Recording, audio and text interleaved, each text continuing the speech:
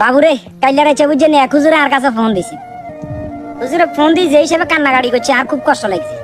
আমি মনে হচ্ছিল হুজুরে ফোন দিছে আপনার ওই নামাজ কালমার কথা কইবার লাগে, বা আপনার আমরা যে ভিডিও করি এখান সম্বন্ধে কইবার লাগে।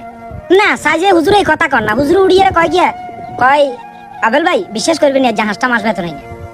তো এক তাহলে আমরা চাকরি করেন কি লেগে, আমরা চাকরি ছাড় দিয়ে এলাম। তো কথা কই যে ক ভাই আঙ্গো মাদ্রাসা ফান্ডে আমরা সবসময় টাকা আসে, কিন্তু টাকা এটা কই যে আমরা নিজেরাও জানি না। আকই নেলিলে কি এখন হুজুর আর কই এটা লাগে না আর কাছে ফোন দিছেন ভাই, আর কি উপকার করতে পারি কর না। ক ভাই আর নেকান ভিডিও করিয়েন আঙ্গো যে মাদ্রাসা আছে না, মাদ্রাসার মহতাম হুজুর উনি আবার দেখা গেছে মানুষের যদি 3 লাখ 4 লাখ 1 লাখ টাকা 50,000 টাকা অনুদান মাদ্রাসা লাগিয়ে দে, ওইটার ভিতরে এমিয়ে 20,000 টাকা জমা করে 50,000 টাকা জমা করে এরকম করে আর বাদ বাকি টাকা হেমিয়ে মারি দি। তো মারি দি কি রে, তো আলা দিলে হেমিয়ে দোতলা বিল্ডিং ও দিছে একটা। এই কথা কইবার ওরে আর মাথা টকবক করিছে কি রে শালার আজীবন মনে করছিলাম আমার হুজুররা অন্তত পক্ষে এগুলো তুমি বিরত থাকে, কিন্তু হুজুররাই এই কাম করে, এটা কোনো কথা? তো যারা আছেন কিছু হুজুর, আবার সবাই না, কিছু হুজুর যারা মাদ্রাসার দায়িত্বে আছেন, আপনারা যে টাকা পয়সা যে আপনার মাদ্রাসার শিক্ষকের সাধারণ শিক্ষকদের যে বেতন না দিয়েছেন, আপনারা এই টাকা দিয়েছেন বিল্ডিং করেন, ওইটা করেন জায়গা কিনেন জমি কিনেন, এটা কি আপনারা ঠিক করেন?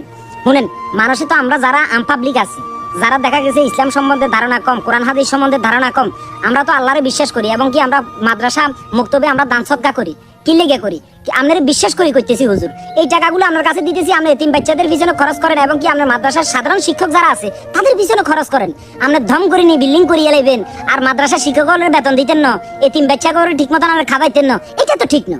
তো হুজুরের কথাগুলো শুনি কিন্তু আমার খুব কষ্ট লাগছে। যদি এই ধরনের কোনো হুজুর যদি করিয়ে থাকেন আপনারাও ঠিক হয়ে যান। আসলে কি কইতাম, এটা তো বাংলাদেশের কালচার, বাংলাদেশের কালচারের ভিতরে যেসব এসব ঘটনা ঘটবে এটার বিচিত্র কিছু না, এসবগুলো ঘটতে পারে।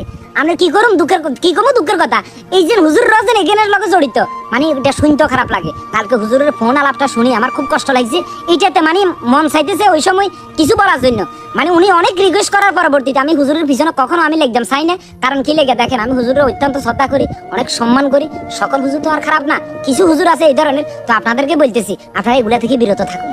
সাধারণ শিক্ষক যারা আছে তাদেরকে আমাদের বেতনগুলো দেন, সাধারণ হুজুর যারা আছেন এরা তো বেতন বেশি পানা, যে হুজুরে ফোন দিছে উনি বেতন পায় মাত্র 7,000 টাকা, আপনি ওনার টাকাটা না দিয়ে আপনার বাড়িতে বিল্ডিং করতেছেন, মানুষ আল্লাহর রাস্তায় দিতেছে, আপনি এগুলো নিয়ে আপনার বাড়ির জমি কিনতেছেন, কেন এগুলো করতেছেন? এগুলা থেকে বিরত থাকেন।